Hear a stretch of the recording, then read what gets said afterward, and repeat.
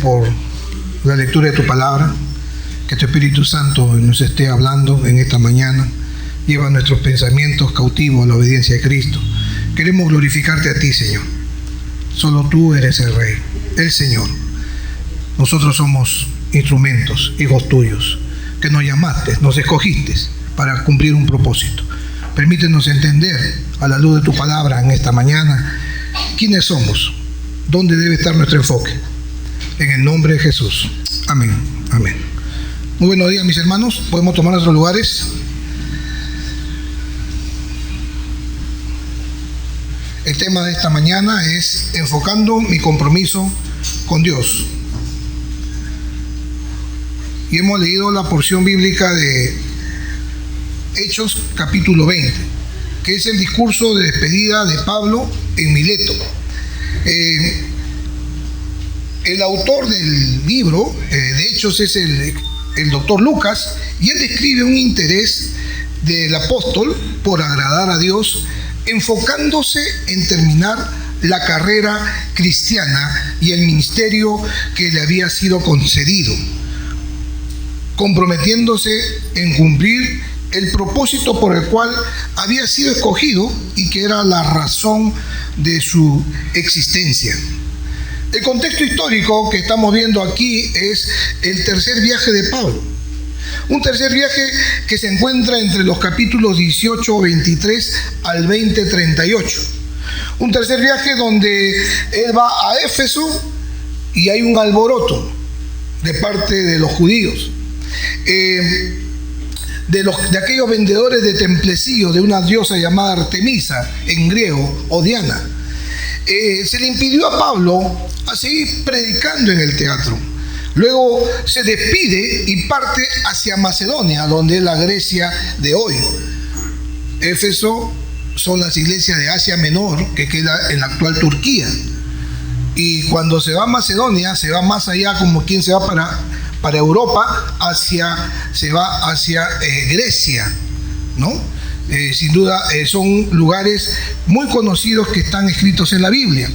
Luego de recorrerla, regresa a Troas nuevamente, para que luego de un largo discurso a un joven llamado Eutico, vencido del sueño, se cae del tercer piso y dice el texto: fue levantado muerto. Pablo, echándose sobre él, le dijo que no se alarmen porque está vivo. Y luego el escritor Lucas dice que narra el acontecimiento que llegan a Mileto, y desde ahí Pablo envió a llamar a los ancianos de la iglesia. Es una historia muy hermosa, el tercer viaje de Pablo, misionero, una narración histórica, pero que sacamos un gran mensaje en cuanto a nuestra serie Derrotando a los enemigos del discipulado. ¿Cuál es el tema de esta mañana? Enfocando mi compromiso con Dios. ¿Por qué enfocando? Porque vemos aquí que Pablo tenía un enfoque de vida, un propósito de vida. El enfoque es dirigir nuestra atención o nuestro interés hacia un determinado asunto. Para Pablo era el compromiso de acabar la carrera con gozo y el ministerio que había recibido del Señor Jesús. En esta mañana yo te pregunto, ¿dónde está nuestra atención, nuestro enfoque? ¿En dónde estás enfocando tu vida hoy? ¿Tu enfoque te empobrece o te potencia? ¿Te apaga o te enciende? ¿Merma tu capacidad de acción o la impulsa? ¿Te hace sentir mal o te hace sentir bien? ¿Hacia dónde estás dirigiendo toda tu energía, toda tu vida? Te pregunto en esta mañana. Cuando el Señor Jesús anunciaba el reino, Él dijo a sus discípulos que le era necesario ir a Jerusalén y padecer mucho a mano de los ancianos, de los principales sacerdotes y de los escribas, y ser muerto. Él estaba diciendo a sus discípulos: este es mi enfoque de vida. Aquí le pongo todas mis fuerzas. Sin embargo, dice que Pedro, tomándole aparte, comenzó a reconvenirlo y diciendo: Señor, ten compasión de ti mismo, en ninguna manera esto te acontezca. Pero él, volviéndose, le dijo a Pedro: quítate de delante de mí, Satanás, porque no pones la mira en las cosas de Dios, sino en la de los hombres. ¿Dónde está enfocado tu vida? ¿En las cosas de Dios o en las cosas de los hombres? Y luego añade: si alguno quiere venir en pos de mí, niéguese a sí mismo, tome su cruz y sígame. Alguien dice que este texto es para aquellos que están sufriendo. No, mi hermano. La cruz es muerte. Lo que está diciendo Jesús es que tu yo muera. Crucifica tu yo y ven, sígueme a vivir la vida espiritual. Y luego añade: porque todo el que quiera salvar su vida la perderá, y todo el que pierda su vida por causa de mí la hallará. Y hace una pregunta de los evangelistas, que siempre hacen esta pregunta: ¿de qué le servirá al hombre ganar todo el mundo si pierde su alma? ¿De qué vale que te estés enfocando en trabajar y ser el mejor empresario y el mejor millonario? Yo tenía un amigo que me decía: yo soy el millonario del 2020 y voy a poner toda mi energía ahí y voy a ser el millonario del 2020. Lo veo caminando. Creo que la zapatilla ya se le gastó, porque todo su enfoque lo puso ahí, toda su energía lo puso ahí. ¿De qué le vale al hombre ganar todo el mundo si pierde su alma? Jesús le está diciendo a Pedro: enfócate en la vida donde debes tú poner tu mirada, tu energía. La gente se preocupa por muchas cosas y es bueno preocuparse. El trabajo, quizás acabar la carrera en la universidad, quizás construir tu casa, está bien. Pero dice el Señor: mas buscad primeramente el reino de Dios y su justicia, y todas estas cosas os serán añadidas. Os serán añadidas. Mira, te lo estoy dando y te voy a añadir más hasta que rebalse. Mis hermanos, surge una pregunta. Entonces, ¿qué necesitamos para enfocarnos y cumplir con el mandato de Dios de predicar y hacer discípulos hasta el final de nuestra carrera cristiana? ¿Qué necesitamos? Y sin duda, cuando abrimos la Biblia y los textos que hemos hablado, aquí Pablo nos va a enseñar que para cumplir la carrera, para terminar la carrera cristiana, necesitamos 4 actitudes que bendecirán tu vida, mi vida y la de otros. ¿Cuáles son? La primera, el compromiso. Si usted tiene su hoja, lo puede llenar, lo puede meditar después. El compromiso de servir con toda humildad. Pablo había llamado a los ancianos de Éfeso. Los había llamado. Y dice el texto: enviado pues desde Mileto a Éfeso, hizo llamar a los ancianos de la iglesia. Cuando vinieron a él, les dijo: vosotros sabéis cómo me he comportado entre vosotros todo el tiempo, desde el primer día que llegué a Asia, sirviendo al Señor. ¿Con qué dice? Con toda humildad, no con soberbia, no con orgullo. Qué importante es ese término. Y mis hermanos, no solamente dice con toda humildad, sino con muchas lágrimas que me han venido por las acechanzas de los judíos. Cuando estudiamos la vida de Pablo, encontramos que el Señor le dijo, en su encuentro con él, le dijo a Ananías lo siguiente: instrumento escogido me es este. Instrumento escogido me es este para llevar mi nombre en presencia de los gentiles y de reyes y de los hijos de Israel. Enfoque, propósito, rumbo. Yo no sé, tú sí sabes seguramente para qué te llamó Dios, para qué te escogió Dios. ¿Cuál es el enfoque de tu vida? Hemos ido a la Biblia y seguramente usted ha recibido un mensaje de Dios y lo ha guardado en su corazón, y esto lo voy a hacer hasta el final. Pero mi hermano, hay algo que tenemos que entender. No que nosotros hayamos escogido a Dios, sino que Dios nos escogió a nosotros. Y Dios escogió a Pablo, y no solamente lo escogió, instrumento escogido me es este, sino que Dios lo preparó para que pudiera llevar su obra en su totalidad. Y esta formación incluía ciertos detalles en que él no tuvo ninguna parte. Tú y yo no hacemos nada, mi hermano. Por ejemplo, Pablo no decidió el lugar de su nacimiento, ni el momento en que nació. Tú y yo decidimos qué año íbamos a nacer, qué día íbamos a nacer, si nuestros ojos iban a ser verdes o azules. No, solo Dios sabe, mi hermano, el lugar donde esto se produjo, así como la familia que te crió y la educación que recibimos. Todas estas cosas y muchas otras más fueron por la multiforme gracia de Dios.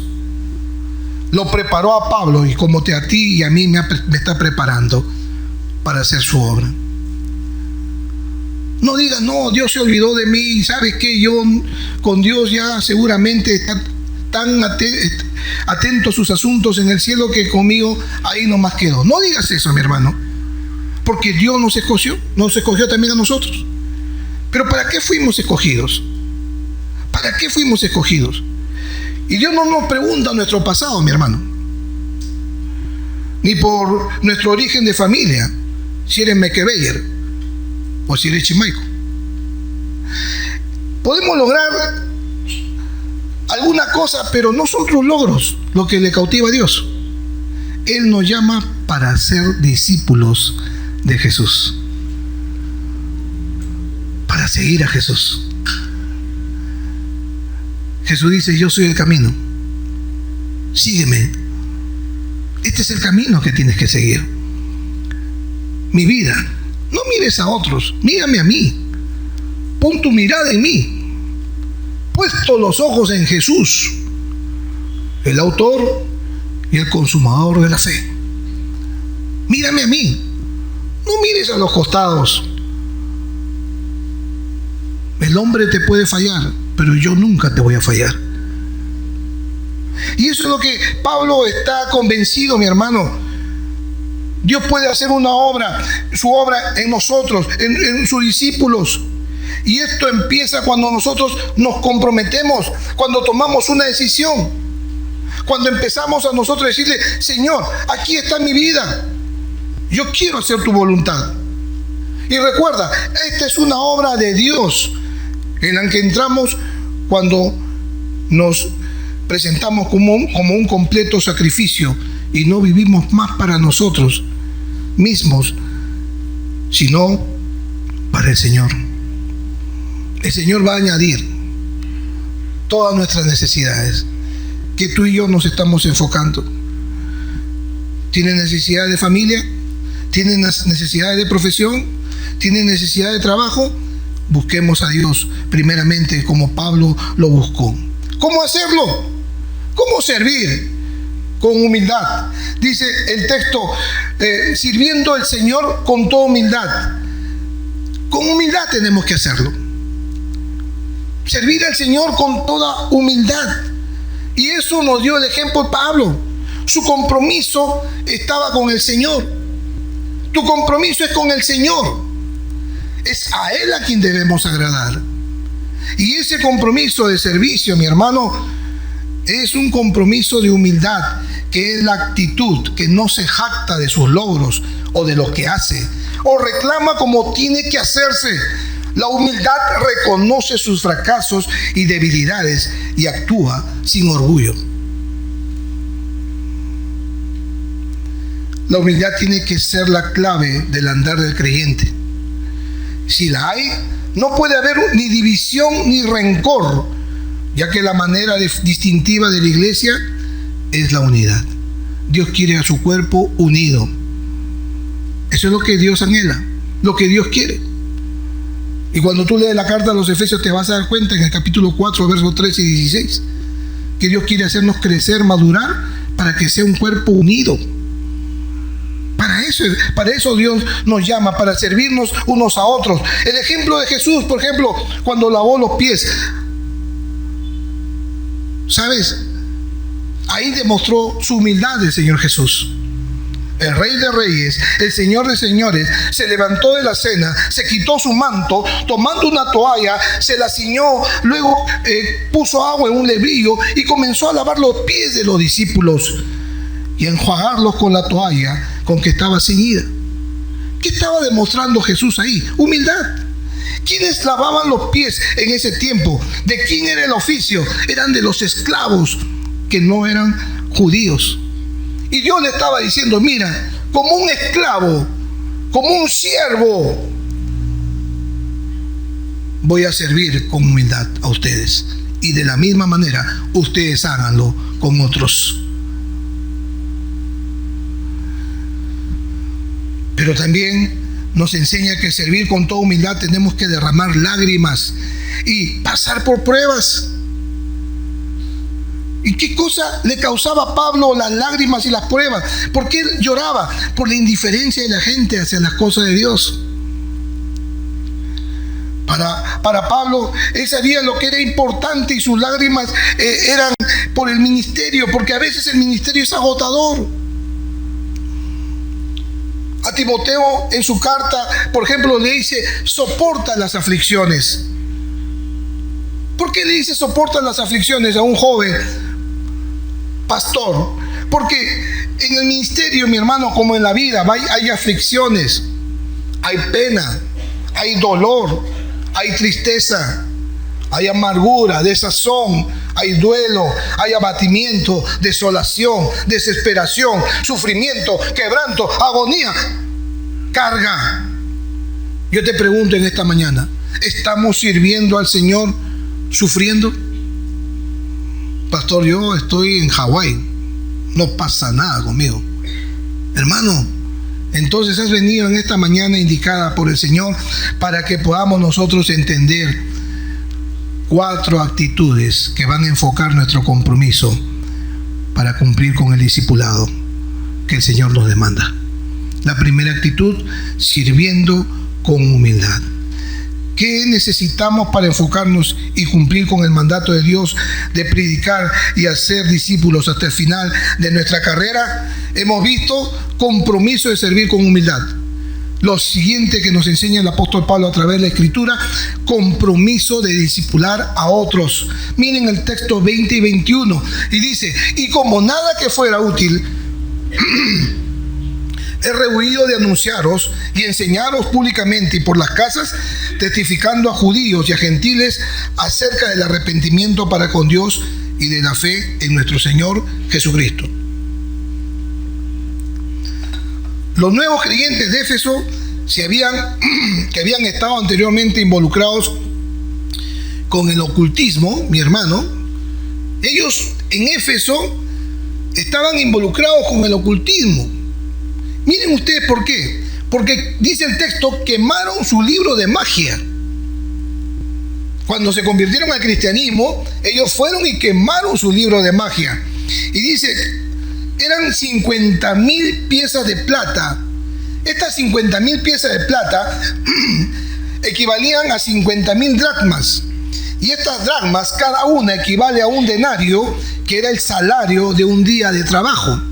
Si usted saca cuenta rápidamente, son 50,000 días de trabajo. El pago de 137 años de trabajo. Sí que había dinero. Si ponemos el día de trabajo a 40 soles o a 50 soles, salen más de 2 millones de soles. Mi hermano, el compromiso de discipular a otros es rescatar, traer de las tinieblas y llevar a la luz admirable a muchos de nosotros. ¿Cómo propagaron el evangelio?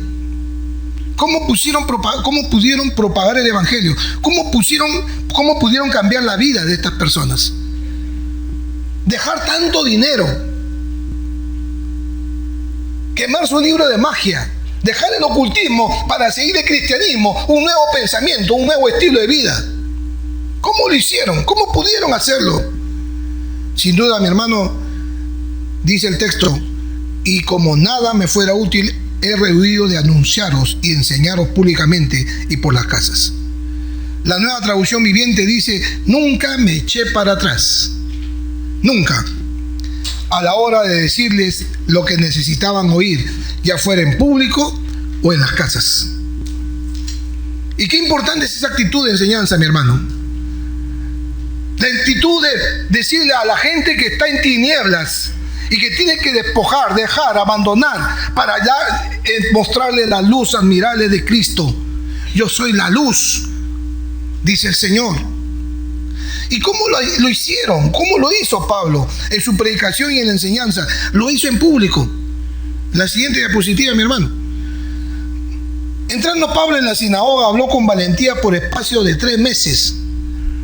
La estrategia de Pablo es entrar a la sinagoga, donde estaban los judíos, discutiendo y persuadiendo acerca del reino de Dios. Pero dice, pero como algunos se rehusaban a creer y maldecían el camino delante de la multitud, Pablo se apartó de ellos y separó a los discípulos discutiendo cada día en la escuela de uno llamado Tirano. Así continuó por espacio de 2 años. ¿Dónde estaba esta escuela de uno llamado Tirano? Era una escuela, un centro de estudios universitarios. Alquiló el lugar durante el espacio de 2 años.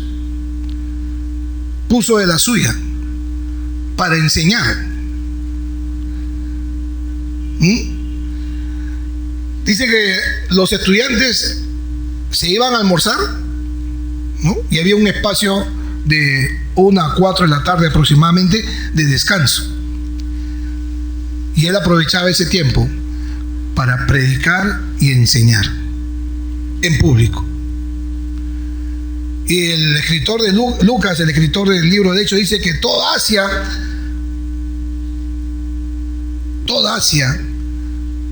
le llegó el anuncio de Jesús. ¿Por qué?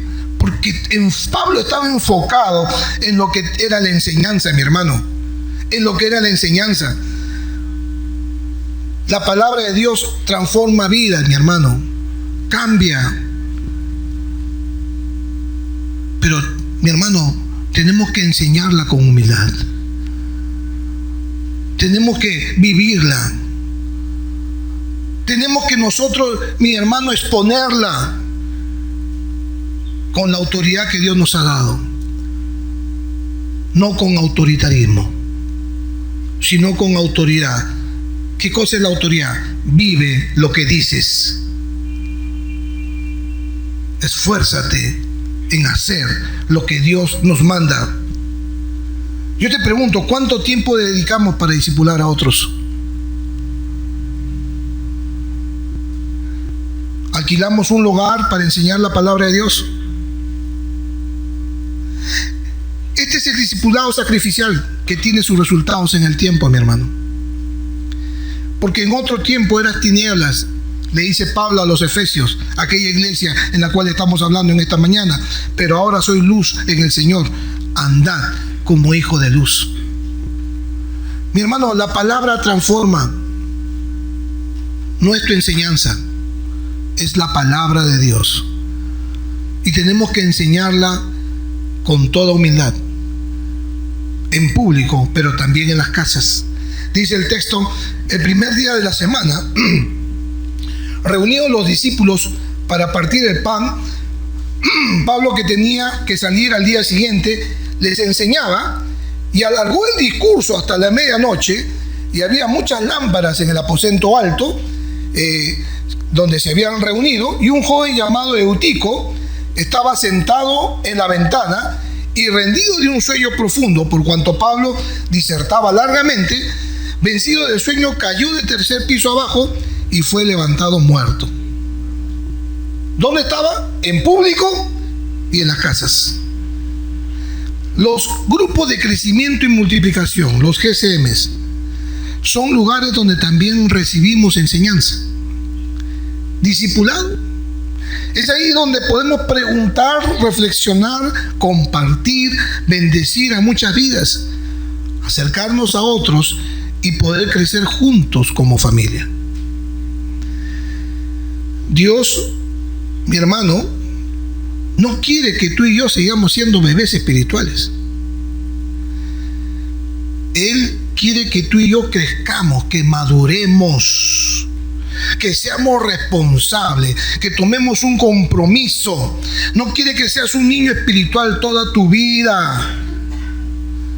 Quiere que llegues a ser como Cristo y que a través de ti puedan ver a Cristo. Pero no puedes hacerlo por ti solo, recuerda. Por ti solo no lo puedes hacer. Los bebés no crecen solitos. ¿O hay un bebé que crece solo?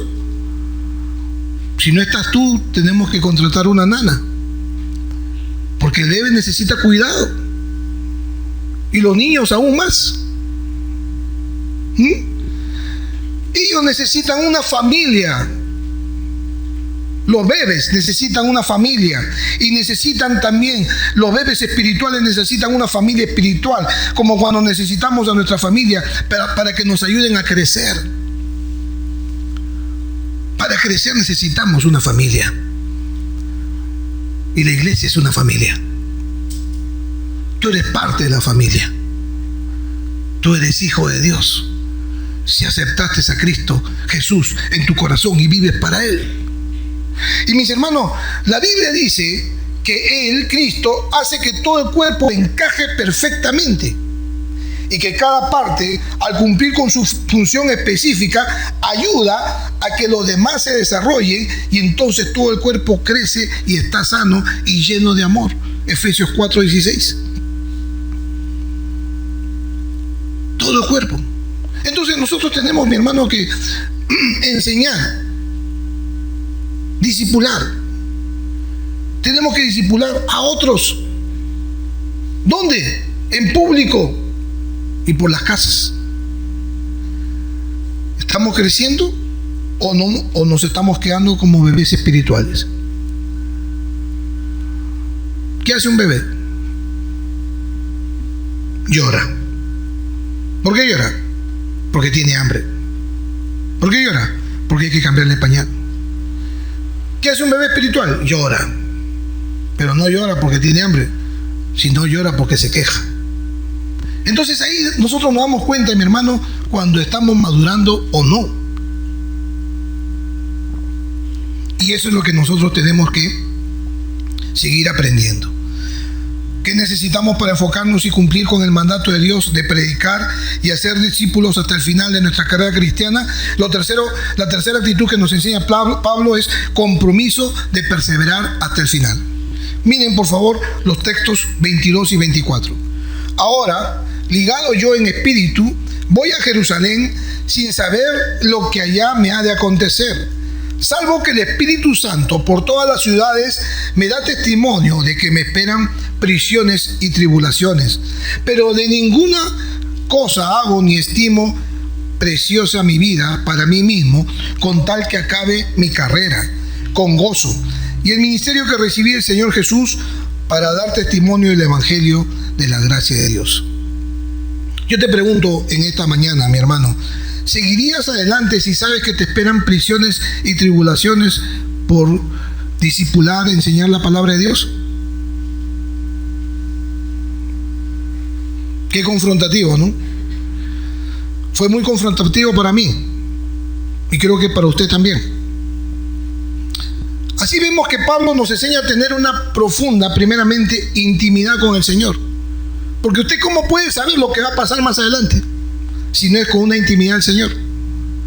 ¿Cómo podemos saber lo que nos va a pasar mañana? ¿O cuál es nuestro destino si no hay una intimidad con el Señor? ¿Cómo sabía Pablo que le esperaba prisiones? Dice el texto: el Espíritu Santo por todas las ciudades me da testimonio de que me esperan prisiones y tribulaciones. Yo te pregunto en esta mañana, ¿Dios te está diciendo lo que tiene para ti más adelante?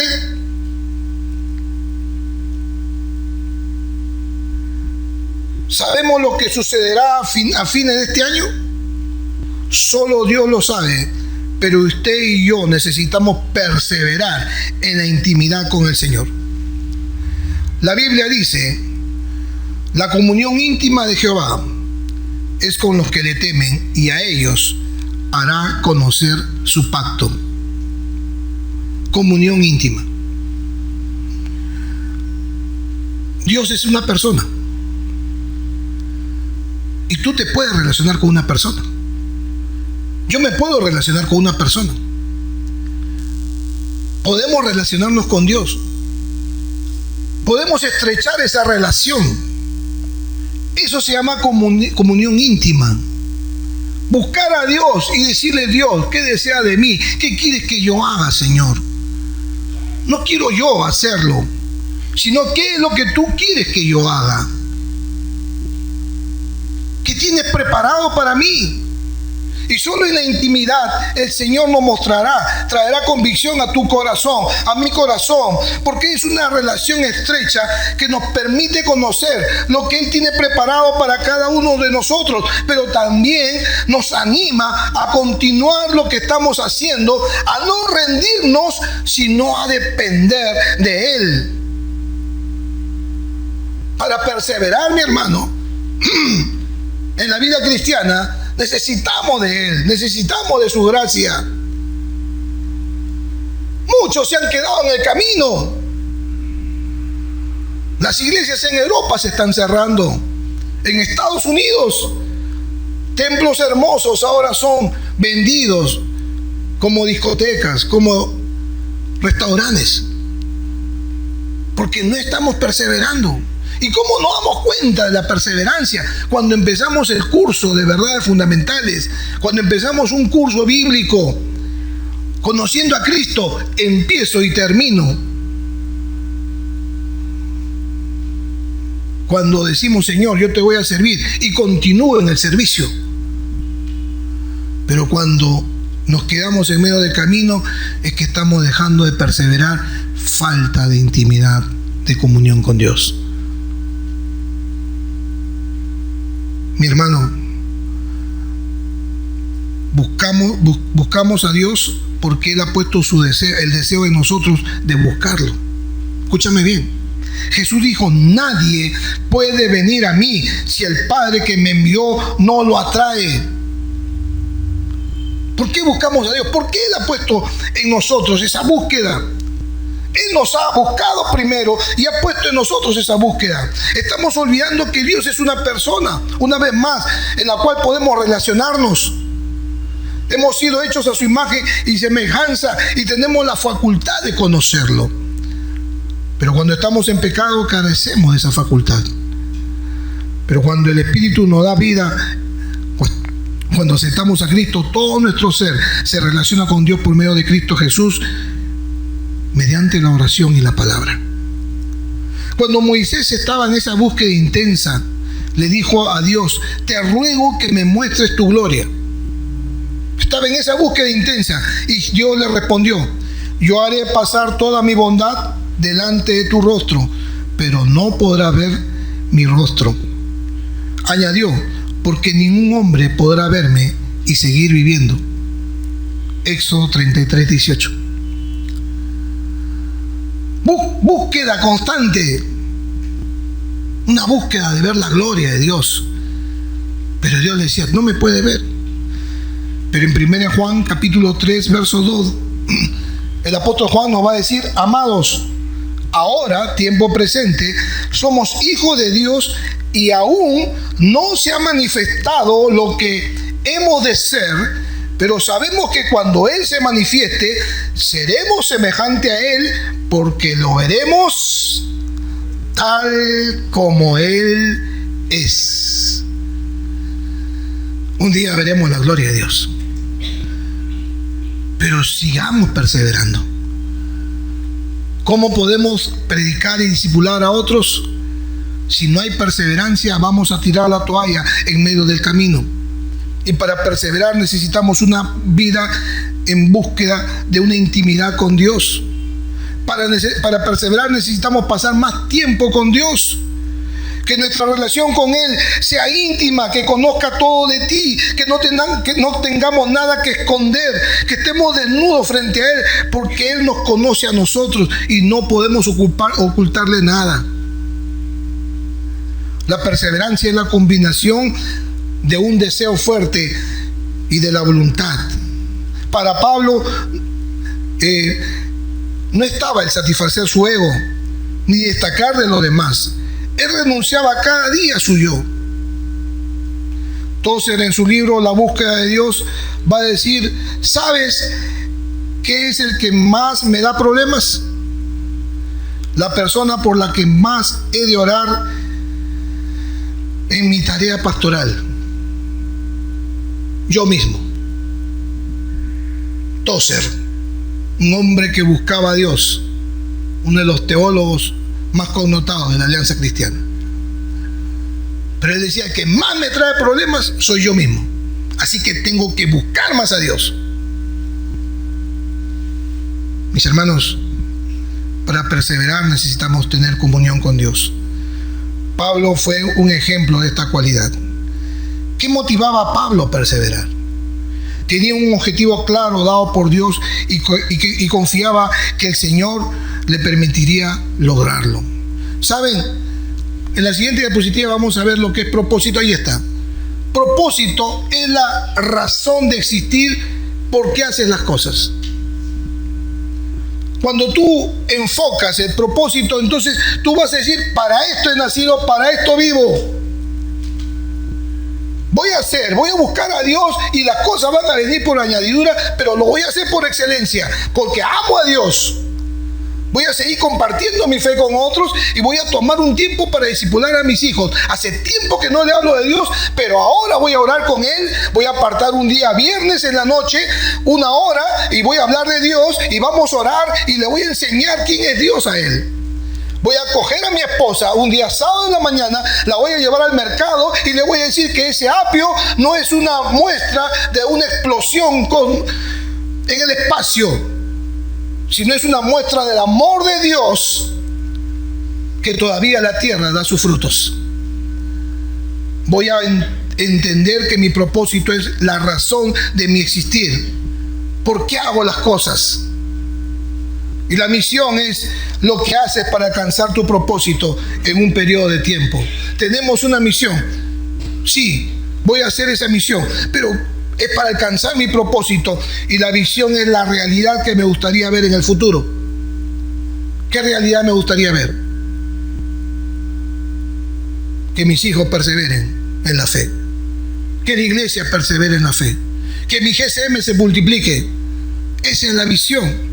Mi hermano, ¿cuál era el propósito de Pablo? Acabar la carrera cristiana dando testimonio del evangelio de la gracia de Dios. ¿Cuál es el propósito de tu vida?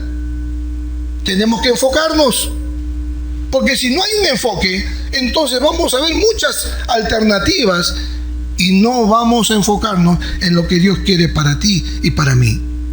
¿Qué necesitamos para enfocarnos y cumplir con el mandato de Dios de predicar y hacer discípulos hasta el final de nuestra carrera cristiana? Hemos visto el compromiso de servir, el compromiso de discipular, el compromiso de perseverar, y ahora vamos a ver por último el compromiso de cuidar la iglesia del Señor. Dice: por tanto, mirad por vosotros y por todo el rebaño en que el Espíritu Santo os ha puesto por obispos para apacentar la iglesia del Señor, la cual Él ganó por su propia sangre. Apacentar significa cuidar, proteger, velar, pastorear. ¿A quiénes vamos a apacentar? Dice el texto: a la iglesia del Señor, a esos bebés que nos mostraste, a esos nuevos convertidos, a esos hermanos que están desilusionados, desanimados, desalentados, aquellos que están pasando por problemas, aquellos que sus matrimonios se están rompiendo, aquellos que sus hijos son rebeldes. A ellos hay que cuidarlos. En la iglesia del Señor, la cual Él la compró con su propia sangre. O a tu hijo con cáncer lo dejas abandonado. O a tu padre que está por morir lo dejas tirado. No. También aquí en la iglesia hay muchos espiritualmente que se están muriendo, mi hermano, que necesitan ser cuidados, que necesitan ser guardados. Es una responsabilidad no de uno, sino de toda la iglesia. ¿Por qué? Porque dice el texto, Él la ganó por su propia sangre. Somos parte de la familia de Dios. ¿A quiénes cuidamos nosotros en casa? A nuestros pequeños hijos, o a alguien que esté enfermo. Tomamos todas las precauciones de seguridad, aseguramos las puertas, las ventanas para que no se caigan, le enseñamos sus primeras palabras a nuestros hijos, luego crecen, seguimos enseñándoles sobre su cuidado personal e intelectual, les preparamos para la vida con una profesión, oficio. En la familia de Dios también es lo mismo. ¿A quién cuidamos? A nuestros hermanos que recién se han bautizado, a los hermanos que están en proceso de crecimiento, a los que están heridos, a los que tienen dudas, a los que tienen temores, a los que están pasando por situaciones de crisis. Pero, ¿qué de aquellos que se están perdiendo? La siguiente diapositiva, mi hermano, por favor. ¿Qué de aquellos que se están yendo por la puerta de atrás? No, pastor, esa no es mi responsabilidad. Si se va, que se vaya. Mi hermano, dice el texto, porque yo sé que después de mi partida entrarán en medio de vosotros lobos rapaces que no perdonarán el rebaño. Pablo ya estaba viendo hacia adelante. Pero yo voy a hacer todo lo posible por enseñar y discipular. Voy a predicar en público y por las casas. Voy a gastarme de mí. Voy a dar lo mucho que yo tengo para el Señor, por amor. Pero yo sé que más adelante van a entrar lobos rapaces. ¿Y en qué se caracterizan estos falsos maestros, como lo llama Pablo, lobos rapaces? Son sensuales. Se dejan llevar por los sentidos y no por el espíritu. Yo siento que esto no está bien. Yo siento que esto está mal. Yo siento que así debe ser. Yo siento y yo siento y yo siento. Y si no sientes, no estás aquí. Judas va a decir, no obstante, de la misma manera también, como soñadores, mancilla la carne, rechazan la autoridad y blasfeman de los poderes superiores. Estos son los que causan divisiones, viven sensualmente y no tienen el espíritu. Tenemos que tener cuidado. Tenemos que tener cuidado con aquellos que quieren, mi hermano, dividir, hacer algo en la iglesia. Son aquellos que incitan a satisfacer sus necesidades personales y no de la congregación. En otras palabras, se hace lo que yo pienso y digo, así debe ser. Pablo continúa diciendo, y de entre vosotros mismos se levantarán hombres que hablarán cosas perversas para arrastrar tras sí discípulos. No discípulos para Jesús, sino discípulos para que lo sigan a él o a ella.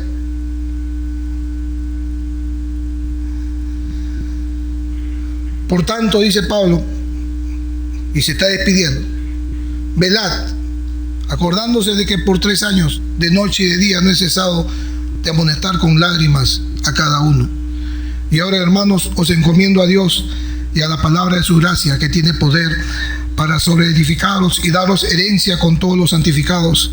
Ni plata, ni oro, ni vestido de nadie he codiciado. Antes bien, vosotros sabéis que para lo que me ha sido necesario a mí y a los que están conmigo, estas manos me han servido. En todo os he enseñado que trabajando así se debe ayudar a los necesitados y recordar las palabras del Señor Jesús, que dijo, más bienaventurado es dar que recibir. Luego de esto, Pablo se va a Jerusalén. Los judíos, como a Jesús, lo atrapan. Él predica a los reyes, a Festo, a Agripa. Luego se va a Roma y luego ahí muere, decapitado. He acabado la carrera, he guardado la fe. Mi hermano, no sé cómo estás pensando acabar la carrera. No sé cómo estás pensando, mi hermano, terminar los días de tu vida. Pero si hay en tu corazón resentimiento, odio, amargura, créeme que Dios no va a obrar en un corazón que está dañado. Dios quiere obrar en un corazón que está sensible a su voz. Es un corazón que está rendido a Él. Es un corazón que lo va a animar cuando está desanimado, que lo va a fortalecer cuando reconoce su debilidad, que lo va a bendecir cuando otros lo maldicen. Pero ¿qué necesitamos para enfocarnos y cumplir con el mandato de Dios de predicar y hacer discípulos hasta el final de nuestra carrera cristiana? Necesitamos 4 actitudes. La actitud de servir con humildad y sacrificio, discipular dentro y fuera de la iglesia, en público y por las casas, perseverar en la carrera cristiana con gozo y cuidar de las falsas actitudes y enseñanzas que se infiltran en la iglesia del Señor, la cual Él la ganó con su propia sangre. Mi hermano, 4 actitudes que Dios nos pide en esta mañana. Yo te pregunto, ¿la tenemos? Y si no la tenemos, hagámosla nuestras y pongámoslo en práctica a partir de hoy. ¿Qué les parece? Amén, hermanos. Oremos.